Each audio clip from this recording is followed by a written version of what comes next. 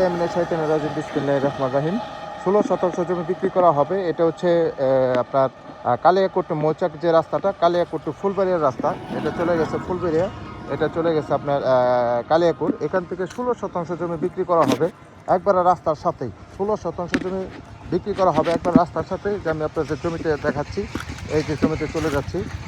16 শতাংশ জমি বিক্রি করা হবে একবারে কম বাজারের ভিতরে ছেড়ে দেওয়া হবে। যারা কম বাজারের ভিতরে জমি করতেছেন রাস্তার সাথে, তারা কিন্তু 16 শতাংশ জমি নিতে পারেন। অনেক সুন্দর জমি, একবারে রাস্তার সাথে। এই যে দেখতে পাচ্ছেন জমিটা, একবারে চালা জমি।